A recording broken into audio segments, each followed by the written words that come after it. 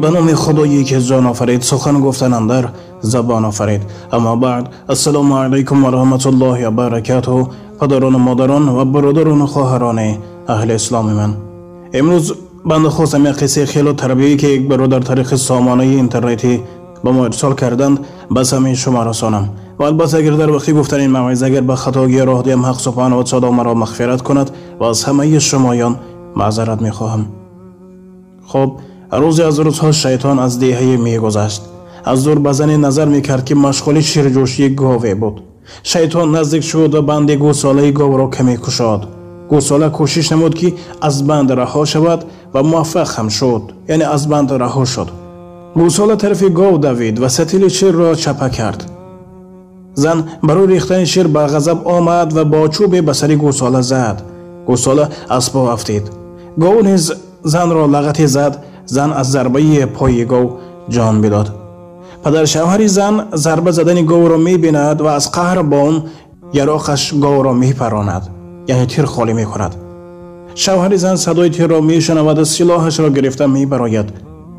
در دست پدر سلاح را می‌بیند و همسرش را بی جان. از این حالتی پیش آمده مرد در غضب می‌شود و به سوی پدر تیر خالی می‌کند. خلاصه پدر هم می‌فتد. بعد لحظه مرد حقیقت را درک می‌کند و خودکشی می‌کند.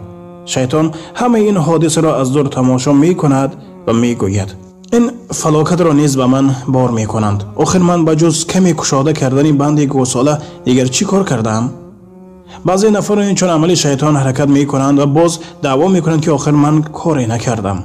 سبب عمل خیر اجر خیر می‌بیند و سبب عمل بد جزای شدید. سبب عمل‌ها چقدر عمر ببیند، ثواب و عذاب آن همراهیش می‌کند. خوشا به حال آنهایی که عمل‌های خیر سبب می‌گردند و دفتر اعمال خود را با ثواب پر می‌گردانند. خدایا ما را از شر و وسواس شیطان لعین حفظ نما. دوستان من، امروزها در تمام کل سامانه‌های اینترنت و من در زندگی بر سر یک سخنی خطا یک انسان میزند، برعکس به جونه که نصیحت کنند یک دیگرشون یک سخن نیک بزنند، از برای یک سخن ناجا کل عائله ها و ایران، کل دوستان به هم دیگر قهری و غیره و هاکذا میشن. چخلک در عرفیت میگن یک گوساله ناپاک همه را میولاند. پس به حرمت خدا دوستان من، وقتی که یک انسان خطا کرد با سخن نیک بفهمانین.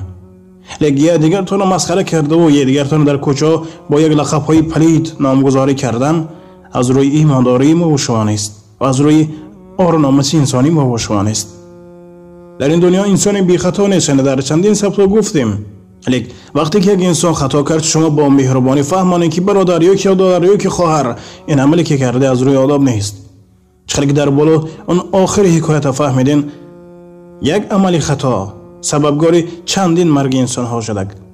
الله سبحانه و تعالی همه ما و شما را به راه راست هدایت کنه و از مهر و محبت انسانی و مسلمانی دور نگرداند و در خاندان هر یک ما و شما فیض و برکات نصیب گردانه و بیماران اهل امت را شفای کامل، بی فرزندان را فرزند سالم و صالح، قرضداران را نجات، مشکل همه اون شخصانی که دارند آسان می‌گرداند. و السلام علیکم و رحمت الله.